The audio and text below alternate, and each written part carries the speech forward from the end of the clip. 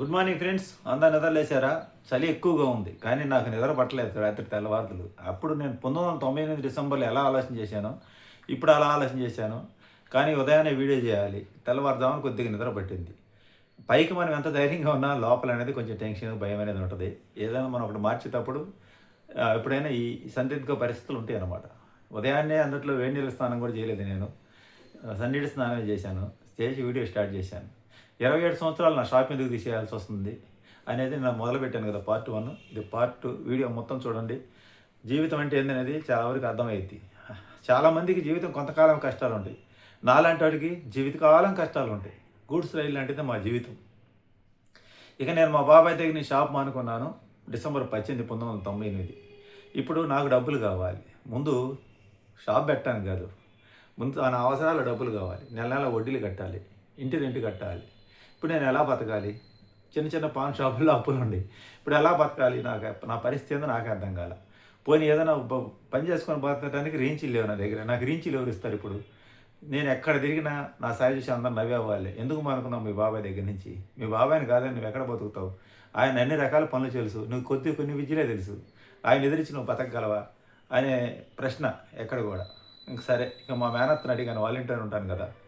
అలా పనికి ముందు ఈ విషయం అంతా మా మేనత్తో చెప్పేవాడిని. నాకు ఎవరు చెప్పుకునేవాళ్ళు లేక మా మేనత్తకి ఎక్కువ చెప్పేవాడిని. అదే నాకు పెద్ద సమస్యలకు కారణమైంది. ఆమె మానుకోరా, నీకు వేరే చోట అప్పు ఇప్పిస్తాను, డబ్బులు షెడ్ పెట్టుకుందాం ఉంది ఆయన దగ్గర మానుకోక ముందు.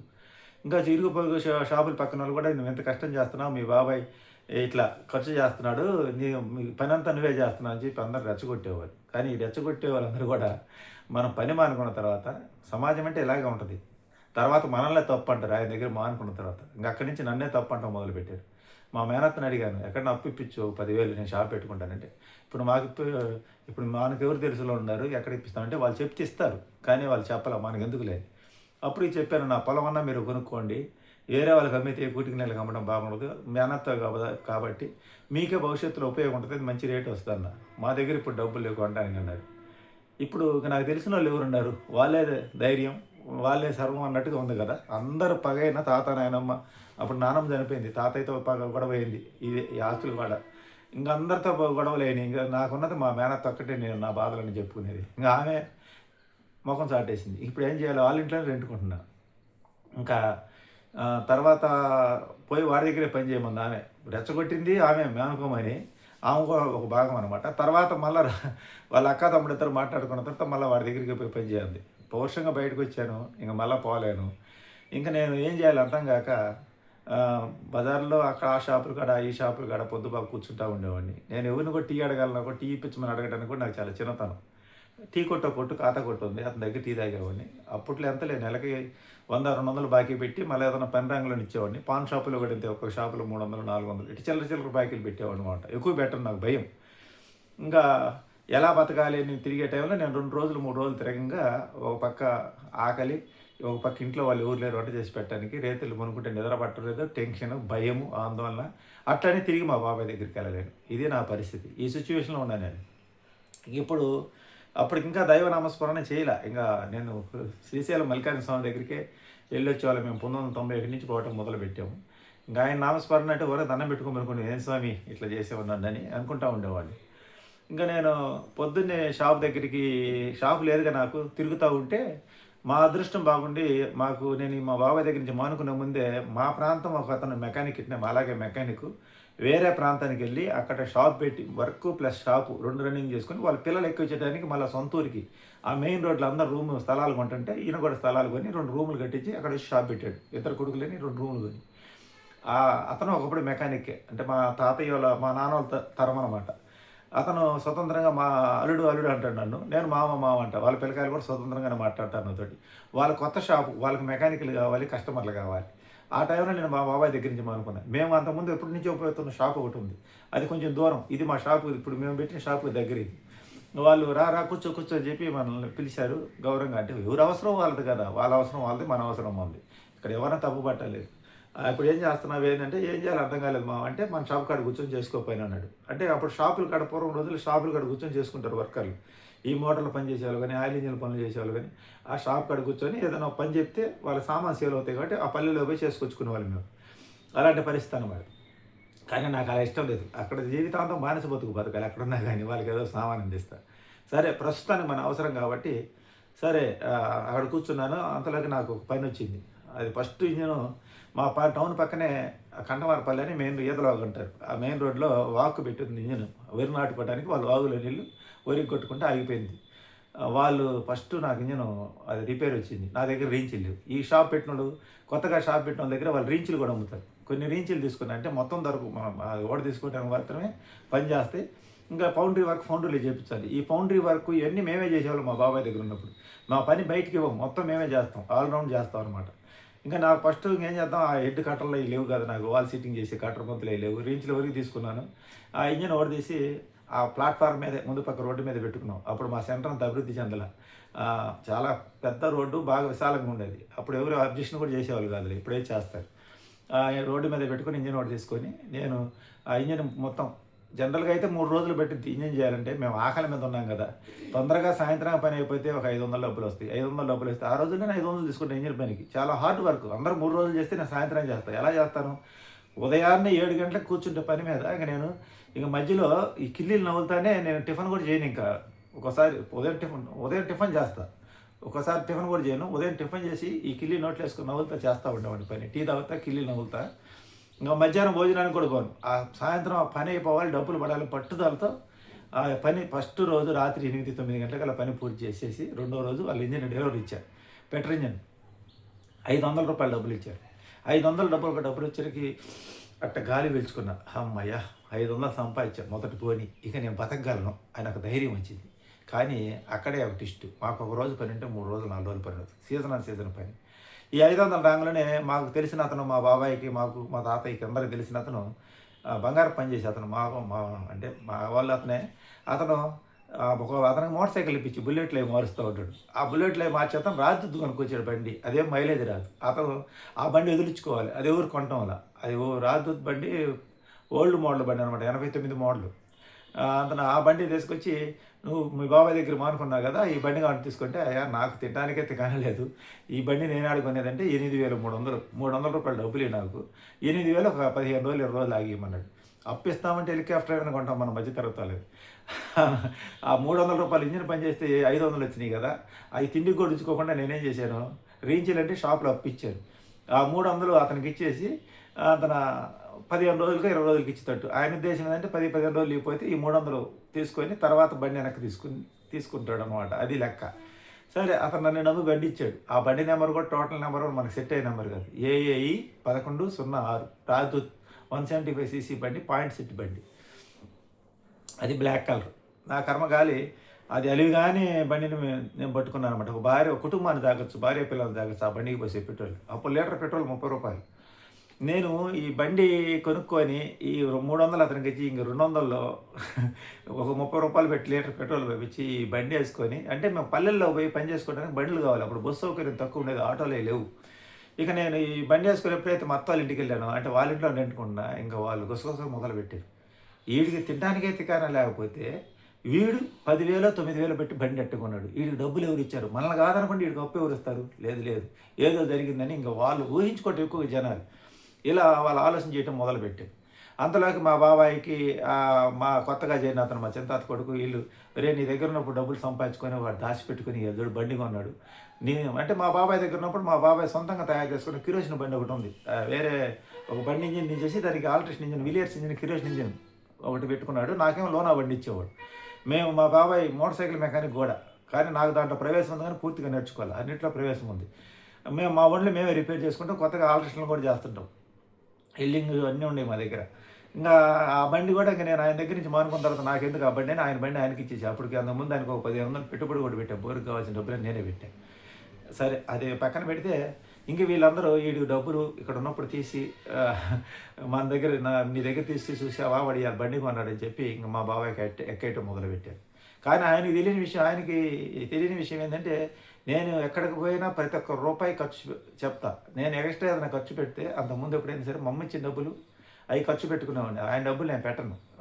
వద్దులేరా ఇసుకిచ్చగాకు నాకు లెక్క చెప్పొద్దు అనేవాడు. చెన్నై పోయి ఏదో నిజాలు తెచ్చిన అక్కడ బిల్లులు చెప్పించి ప్రతి ఒక్క రూపాయి పిన్ టు పిన్ లెక్క చెప్పేవాడిని. ఇసుకిచ్చగాకు రారా నీ మీద నాకు నమ్మకం ఉందనేవాడు. అలాంటి వాడికి కూడా అనుమానం కలిగించేటట్టు చేశారు. అది ఒక నింద. నాకు నిందలంటే సర్వసాధారణం. నాకు ఎప్పుడు కూడా దాని మీద నిందలు వచ్చి పడతాయి. చేయని తప్పుకి నేను ఫస్ట్ నుంచి కూడా నిందలు మోస్తానే ఉంటా. ప్రతి సీజన్‌లో సంక్రాంతి పండగ కల్లుల్లో వచ్చినట్టు నాకు కూడా నిందలు వస్తానే ఉంటాయి. ఇంక సరే ఇంక అదొక అందరు చుట్టుపక్కల వాళ్ళు ఎట్ట అనుకుంటున్నారు అది ఇది అంటే సరే శుభ్ర మనం బండి కొన్నాం కదా! ఆయన్ని కనుక్కోమను. ఆయన దగ్గర నేను డబ్బులు ఇచ్చాను లేదు నేను అప్పు కొనుక్కున్నాను అని చెప్పి చెప్పడం జరిగింది అందరికి. ఇప్పుడు అందరూ ఈడి ధైర్యం ఏంది? ఈడు అప్పు ఎట్ట తీరుస్తాడు ఇంత బండి కొన్నారని. ఏమో నాకు కూడా తెలీదు. నా ధైర్యం ఏందో నాకే తెలీదు. ఇంకా ఈ బండికి పెట్రోల్ పోయలేక దానికి మైలేజ్ రాదు. లీటర్ పెట్రోల్ పోస్తే 25, 26 కిలోమీటర్ల కంటే ఎక్కువ రాదు. ఆ పాయింట్ సెట్ బండి. దానికి నాకు కలబెట్టి అలవాటు రిపేర్ చేసే అలవాటు ఉంది. దాన్ని పొద్దుగూకులు అటు పోయి ఇటు పోయి కార్బెట్ అడ్జస్ట్‌మెంట్ చేసి అయి చేసి ఇది చేసి అదొక పిచ్చిలో పడిపోయేవాడిని. ఇంకా ఆ తర్వాత రెండో ఇంజిన్ మళ్ళా ఇంకొక ఇంజిన్ రిపేర్‌కి వచ్చింది. ఆ ఇంజిన్ చేశాను. ఆ ఇంజిన్ చేస్తే అది పొగాకు సీజను, పొగనారు సీజన్ కాబట్టి అర్జెంట్‌గా చేయమన్నారు. దానికి క్రాంక్ పోయింది. నేను బేరింగ్‌లు ఎచ్చేసాను. అది రెండో రోజు ఆగిపోయింది. ఇంక వాళ్ళు కొంచెం రైతులు కొంచెం రఫ్‌గా ఉంటారు కొంతమంది. పెద్ద పెద్ద రైతులు కదా వాళ్ళు. రెండో రోజు వచ్చి నిన్న నువ్వు చేసిన ఇంజిన్ ఆగలేదు రమ్మన్నారు. పోకపోతే కొట్టేటట్టు ఉన్నారు. నేనేమో నాకెవరు సపోర్ట్ లేదు. నాకేం భయం ఒక పక్క. ఆ భయంతో పోయి రిపేర్ చేస్తే రెండో రోజు మీరు చెప్పారు నేను హడావుడిగా బిగించాను. ఇది మొత్తం కొట్టేసి క్రాంక్ ఒంగోలు పంపించాలంటే అయన్నీ ఇప్పుడు కాదు. పొగాకు ఎండిపోయింది అక్కడ. పొగాకు అంటే ఒక్కరోజు నీళ్ళు పెట్టకపోయినా నారు అనమాట పొగనారు ఎండిపోద్ది. ఆ తర్వాత పెట్టుబడి చాలా పెట్టుంటారు. లక్షల్లోనే నష్టం వస్తది. ఇంక వాళ్ళు ఆ కోపం మా మీద చూపిస్తారు. ఇంక నేనేం చేశాను ఓయమ్మ అనవసరంగా పులినోట్లో తలకాయ పెట్టానే. అసలే నా పరిస్థితి బాగలేదని చెప్పి నేను ఒక ఆకురాయి ఒకటి కొనుక్కొని, ఎమ్లీ పేపర్ కొనుక్కొని, పేస్ట్ కొనుక్కొని, ఒక తాడేసి దానికి పాత పద్ధతిలో, పురాణ పద్ధతిలో మా తాతయ్యలు అది లేతి మీద ఎక్కించి టర్నింగ్ చేయాల్సిన క్రాంక్‌ని రాయి మీద చేస్తారనమాట కరెక్ట్ కొలతలు పెట్టి. నేను ఎమ్లీ పేపర్ పెట్టి దాదాపు 5 గంటల సేపు, 6 గంటల సేపు శ్రమించి, ఆ తర్వాత ఈ బేరింగ్‌లు బిగించి, దానికి మళ్ళా పాత బేరింగ్‌లు బిగించి, దాని లోపల ఎమ్లీ పేపర్ పెట్టుకొని హ్యాండిల్ వేసి తిప్పుతా క్రాంక్‌ని స్మూత్ చేసి తర్వాత వేరే నిన్న మొదటి రోజు చేసిన బేరింగ్‌లు పని చేయకపోతే రెండో రోజు వాళ్ళు ఇచ్చిన ముందు రోజు ఇచ్చిన రిపేర్ డబ్బులు పెట్టుకొని, నా కష్టం డబ్బులు పెట్టుకొని మళ్ళా తెచ్చిపోయి బేరింగ్‌లు వేసి వాళ్ళకి మొత్తానికి ఇంజిన్ అయితే స్టార్ట్ చేశా. ఒంగోలు పోయే పని లేకుండా ఆ సామాను. అలా ఆల్ట్రేషన్ పనులు చేయడంలో మేము మంచి అలవాటు ఉంది. మా బాబాయ్ దగ్గరే ట్రైనింగ్ అయ్యారు. ఈ ఆల్ట్రేషన్ పనులు ఎమర్జెన్సీకి ఎలా చేయాలని. అంత కష్టపడి పని చేస్తే అతను ముందు రోజు ఇచ్చిన డబ్బులు మొత్తం రెండో రోజు నేను పెట్టుబడి పెట్టేదానికి. అతను డబ్బులు అడిగితే అన్నాడు, రేపు వచ్చిస్తాలే పో అన్నాడు. రైతుల పని ఎలా ఉంటుందంటే చాలామంది కొద్దిమంది అందరూ అలా ఉండరు. కొద్దిమంది ఏంటంటే పని అంతా అయిపోయిన తర్వాత ఆ కష్టం గుర్తించరు. వాళ్ళు ఇంజిన్ స్టార్ట్ అవ్వగానే నీళ్ళు కట్టుకోవడానికి వెళ్ళిపోతారు. రేపు వస్తానే పో ఏడకపోతాం ఎక్కడికి పోతాం అంటారు. మేము సూరుమంట ఇంటికి వచ్చాను అన్నమాట. చెవలో ప్రాణం పెట్టుకొని. ఇంకా ఆ డబ్బులు ముందు రోజు చేసిన రూ. 350 కూలి రెండో రోజు పెట్టుబడి జరిపోయింది. ఇంకా నాకు కాయకపోతే ఏం మిగిలింది అట్టయింది పరిస్థితి. ఒక పక్క ఈ బండి మైలేజ్ రాదు. ఒక పక్క ఈ బండి దీనికోసం మళ్ళీ అప్పులు చేయాల్సి వస్తుంది చేబదులుగా అక్కడెక్కడ. లీటర్ పెట్రోల్ రూ. 30 ఆ రోజుల్లో. ఇలా నా పరిస్థితి అంతా అయోమయంగా తిరుగుతూ ఉన్నాను. ఇంకా నాకు ఏం అర్థం కాలేదు. షాప్ అనేది పెట్టుకోకపోతే ఇట్ట పల్లెల్లో పోయి చేయాలి. షాప్ పెట్టుకుంటే షాప్ దగ్గరికి వచ్చి చేసుకుంటారు. పంపునాలు టెస్టింగ్, హెడ్ పనులు అట్టాడి. అప్పుడు ఆ పని ఈ పని మొత్తం కలిపి చేసుకుంటే మనకు కవర్ అయ్యింది అనే ఆలోచనతో నేను తీవ్రంగా తిరుగుతూ ఉన్నాను. ఇంకా నాకు ఎవరు డబ్బులు రూపాయి ఇచ్చేవాళ్ళు లేరు. ఈ కిల్లీ కొట్లో పాన్ షాపుల్లో ఖాతాలు పెరిగిపోయినాయి. ఇప్పుడు నాకు ఒక రూ. 20,000 డబ్బులు కావాలి. ఈ రూ. 20,000 డబ్బులు ఎవరు ఇస్తారు అని అంటే అదే అదనంగా చూసుకొని ఒక అతను పొలము అప్పట్లోనే నా పొలం 1,20,000 ఉంది ఎకరా. 60,000 ఇస్తారని చెప్పాడు. 60 సెంట్లు అంటే మా తాతయ్య నాకు ఇచ్చింది 60 సెంట్లే. నేను మా బాబాయ్ దగ్గర తర్వాత 2002లో కొనుక్కున్న ఒక 20 సెంట్లు. అది కొన్న తర్వాత ఉన్నది కూడా పోయిందిలే, అది వేరే సంగతి. 60 సెంట్ల పొలానికి 60,000 ఇస్తారన్నాడు. అబ్బో ఇట్ట కాదు ఇలా ఎవరికో ఈ పొలం ఇచ్చే కాడికన్నా మనోళ్ళకే ఇస్తే వాళ్ళకే ఉంటుంది కదా బయట వాళ్ళు రాకుండా అనే ఆలోచన మా మేనత్తను బయటగా ఈ పొలం మీద మనోళ్ళకి ఇస్తే బాగుంటుంది అని చెప్పి నా మనసు అంగీకరించగా మళ్ళీ మా మేనత్తను పలకరించుకొని ఇట్లా పొలం వాళ్ళు 60,000 అడిగారు ఏరే వాళ్ళు కూటికి నెలకు పోద్ది. అది మీరే కొనుక్కుంటే రేపు రాబోయే రోజుల్లో చాలా రేట్ అమ్మిద్ది. మన ఊరెమ్మటి పొలము ఎప్పటికైనా మేము ఇళ్ళ స్థలాలు వెనుకొచ్చే పొలము. నేను పోతే పోయాను మీకన్నా బాగుంటుంది కదా అని చెప్తే మా దగ్గర ఇప్పుడు అంత డబ్బులు లేవు మేము కొనలేము అని చెప్పి అన్నాడు మా మేనత్త భర్త మా మామ. సరే ఇంకా వాళ్ళు తీసుకోవాలి అంటే వాళ్ళ ఉద్దేశం ఏంటంటే ఎక్కడా డబ్బులు పుట్టకుండా చేస్తే మళ్ళీ నేను మా బాబాయ్ దగ్గరికి వెళ్ళాలి అంటే వాళ్ళు మళ్ళీ మాట్లాడుకున్నారన్నమాట. అదే వాళ్ళ ప్లాన్. నాకు ఎక్కడ పుట్టకుండా చేశారు. ఇక నాకు ఏం అర్థం కాలేదు. ఒక పక్క తిండికి లేకాలంటే మళ్ళీ ఈ బండి ఎందుకు ఈ బాకీ కట్టాలి మళ్ళీ 8,000. ఇప్పుడు ఏం చేయాలి నా పరిస్థితి ఏంది? ఇక నేను అయోమయంలో అందరితో చెప్పుకుంటా ఉండా ఎవరు ఇవ్వలేదు. ఒక స్నేహితుడు అంటే మాకు పనిచేసేవాడు మాలాగా మాతో పార్ట్నర్షిప్గా పనిచేశాడు కరెంటు మోటార్లో. మా బాబాయ్ అతను కలిసి పనిచేసినప్పుడు మేము కుర్రాళ్ళు కొన్నాం. అతను వయసు కూడా నా వయసే. మంచి తెలివికలవాడు, మంచి పనివాడు, మంచివాడు కూడా. అతను కూడా చాలామంది కలిపి చెడిపేశారు. మంచివాడు అతను. అతను ఏమన్నాడంటే సుబ్రహ్మణ్యం నేను నీ కష్టాన్ని మొత్తం తీర్చలేను కానీ నీ బాధ అయితే నాకు అర్థమైంది. అంటే ఆయన కూడా మా బాబాయ్ స్నేహితుడే. మా బాబాయ్ పార్ట్నర్ ఒకప్పుడు. కానీ మానవత్వం అతనికి ఉంది. ఈరోజు ఎక్కడున్నాడో తెలియదు కానీ మహానుభావుడు చేబదులుగానే ఇచ్చాడు 1000 రూపాయలు. నువ్వు ఉంటే తిరిగి, లేకపోతే ఈ డబ్బులు తీసుకో అని చెప్పి ఒక 1000 రూపాయలు డబ్బులు ఇచ్చాడు. ఎంత గొప్ప మనసు చూసారా? ఇంకా ఆ 1000 రూపాయల డబ్బులతో నాకేమనిపించిందంటే, ముందు మా మేనత్త ఇంట్లో నుంచి నేను ఖాళీ చేయాలి. ఇక్కడి నుంచి ఖాళీ చేస్తే కానీ నాకు సుఖం దరిద్రం పోదు. వీళ్ళందరూ కూడా పైకి నా ముందు మంచిగానే మాట్లాడతాను కానీ లోపల మటుకు నా మీద కుట్రపూరితంగానే ఉండాలని చెప్పి నేను మా మేనత్త ఇంట్లో నుంచి బయటపడాలని చెప్పి ఆ పక్కన ఒక చిల్లర కొట్టు, మా పాత ఇల్లు ఒకటి, మేము అమ్మిన ఇల్లు ఉంది, ఆ పక్కన ఒక ఇల్లు ఉంటే మేము ఒక చిల్లర సరుకులు అవి కొంటాం. వాళ్ళని అడిగాం ఇల్లు బయటకుందంటే ఉంది బాబు, ఉందయ్యా అన్నారు. అంటే మా ప్రాంతం కాబట్టి మేమందరం తెలుసు అక్కడ. అతను ఎంత రేట్ అంటే 700 అని చెప్పారు. సరే ఈ 1000 రూపాయలు 700 ముందు ఆమెకు అడ్వాన్స్ ఇచ్చేసా. ఆ అడ్వాన్స్ ఇచ్చేసి మా ఆవిడికి ఫోన్ చేశా, ఇంకా ఊరి నుంచి రండి ఇల్లు తీసుకున్నాను బాడికి. వాళ్ళు ఊరి నుంచి వచ్చారు. ముందు మా మేనత్త ఇంట్లో నుంచి బయటకు పోవాలని ముందు ఇంటికి అడ్వాన్స్ ఇచ్చి వాళ్ళకి ఫోన్, అంటే అప్పుడే టెలిఫోన్ కొత్తగా వచ్చినాయి, ఫోన్ చేయడం జరిగింది. ఇంకా వాళ్ళు వచ్చే లోపల నేను ఇక్కడ సమకూర్చాలి. ఇంకా నా దగ్గర 300 డబ్బులు ఉన్నాయి. ఇప్పుడు మనకి ఈ దీంతో పని కాదు, మనం సొంతంగా షాప్ పెట్టుకుంటే కానీ మనకనేది ఒక ధైర్యం రాదు. నాకు ఆలోచన పడింది, ఇప్పుడు డబ్బులు కావాలి ఎట్లా. నేను ఆ కిల్లి కొట్లు కాడ ఈ కిల్లి కొట్లు కాడ తిరుగుతా, నా పరిస్థితి చెప్తా ఉంటే ఒక మిత్రుడు ఏం చేశాడంటే, సరే నువ్వు ముందు పని చూసుకొని రాపో తర్వాత చూద్దాం అన్నాడు. నేను మామూలుగా జనరల్గా అంతకుముందు ఒక అతనికి 7000 డబ్బులు ఇవ్వాలి. 3 రూపాయలు వడ్డీ లెక్క నెల 210 రూపాయలు కట్టాలి. నా దగ్గర ఉన్న ఈ 300 రూపాయలు వాళ్ళకి వీళ్ళకి పాన్ షాపులకి కొంచెం జమలు వేసుకుంటూ వచ్చి మళ్ళీ మనకి ఈ అరటిపండ్లు కూల్ డ్రింక్స్ అవి తాగడానికైనా అవకాశం ఉండాలి. టీ కొట్టులో తలా కాస్త షేర్ చేసి పిల్ల పాపం తలా పెట్టుకుని తలా కొంచెం జమలేసి పెట్టాను. ఇంకా మళ్ళీ జేబు ఖాళీ అయింది. సంక్రాంతికి పండగకి ముందు రోజు నాకు ఒక ఇంజిన్ ఒకటి రిపేర్కి వచ్చింది, పొగాకు సీజన్ కాబట్టి. ఈ రేంజీలు తీసుకుని, అంటే మా బాబాయ్ దగ్గర నేను 2-3 నెలల ముందు అనుకుంటే పని బాగుండేది. ఇంక ఈ రేంజ్లో పట్టుకుని ఈ బండి వేసుకుని ఆ ఇంజిన్ పని చేసుకుని వచ్చాను. ఇంజిన్ పని చేసుకుని వచ్చి సాయంత్రం పాన్ షాప్కి వచ్చి నాకు ఇప్పుడు 350 రూపాయలు వచ్చినాయి. 50 రూపాయలు పెట్రోల్ ఖర్చులకి, 50 రూపాయలు పెట్రోల్కి ఖర్చులకు పోతే నా దగ్గర ఇంకా 300 ఉండే. అతనికి వడ్డీ కట్టాలి. 210 రూపాయలు వడ్డీ కట్టిస్తే ఇంకా నా దగ్గర 90 రూపాయలు ఉంటాయి. ఆయననే అన్న, ఇతను ఏమన్నాడంటే, నీ పని అయిద్దు పో అక్కడికి పోయి అన్నాడు. ఏమైందంటే నేను చెప్పా పో అన్నాడు. ఏం చెప్పావంటే, నువ్వు షాప్ పెట్టాలన్నా కదా, నీకు డబ్బులు కావాలన్నా కదా, నీ పని అక్కడ అయిందంటే అతను రెటమతం అయ్యా, మా మేనత్తోళ్ళ మాట కాదని నాకు ఇవ్వడు డబ్బులు, ఆల్రెడీ నేనున్న 7000 రూపాయలు అడుగుతాను, నాకు భయంగా ఉంది అక్కడికి పోవాలంటే, నేను ముందు వడ్డీ కట్టి వస్తానంటే ముందు వడ్డీ కట్టుపో అని అన్నాడు ఇతను. ఇంకా ఆ తర్వాత నేనేం చేశాను, అతను ముందు అక్కడికి పోతే నేను పని మానుకున్నాను కదా, అతనికి ఇవ్వాల్సిన 7000 కట్టమంటే నేను ఎక్కడ కట్టాలని అర్థం కానీ భయంతో నేను ఉండా. తీరా అక్కడికి పోయాను. అక్కడ పోగానే అతను ఒక సడన్గా ఒక సర్ప్రైజ్ ఇచ్చాడు. ఆ దెబ్బతో నాకు మైండ్ బ్లాక్ అయింది, భయం వేసింది అనమాట. ఇతని దగ్గరికి పోకముందు రాత్రి ఒక సన్నివేశం జరిగింది. రాత్రి పూట నేను నిద్ర పట్టక శివుడు పట్టం దగ్గరికి పోయి ఏడ్చాను. భగవంతుడా, నేను బతకలేని సమాజంలో నాకు పని సక్రంగా రావట్లేదు, మా బాబాయ్ దగ్గరికి తిరిగి నేను వెళ్ళలేను, నేను నా ప్రాణం తీసేసుకో, పిల్లలంటే మా అమ్మన్న తాకిద్ది, మా ఆవిడ్ని మా పిల్లల్ని, నేను అసమర్థుడిని, ఒక సమర్థుడిని కాదు అసమర్థుడిని, అసలు ఎందుకు పుట్టాను, చిన్నప్పటి నుంచి ఏదో కష్టాలు గండాలు, ఇక నన్ను బతకలేను తండ్రి, ఇంకా నీకు దయ ఉంటే ప్రాణం తీసేసుకోమని చెప్పి రేత్రి ఏడుస్తూ దండం పెట్టుకున్నా. 2వ రోజు పొద్దున్నే పని వచ్చింది, ఆ పని చేసుకుని వచ్చాను. ఆ పని చేసుకుని అతను వడ్డీ డబ్బులు ఇవ్వడానికి పోయాను. ఆ వడ్డీ డబ్బులు ఇవ్వడానికి పోయినప్పుడు ఒక ఆశ్చర్యమైన విషయం జరిగింది. అది ఏందని తెలుసుకోవాలంటే పార్ట్ 3 చూడండి. అంతవరకు వెయిట్ చేయండి. ఈ చలికి హీటెక్కే వీడియో ఇది నా జీవితం పార్ట్ 2. వీడియో నచ్చితే లైక్ చేయండి, సబ్స్క్రైబ్ చేయండి, సపోర్ట్ చేయండి. ఫస్ట్ హాఫ్ హిట్ చేశారు, ధన్యవాదాలు, థ్యాంక్ యూ.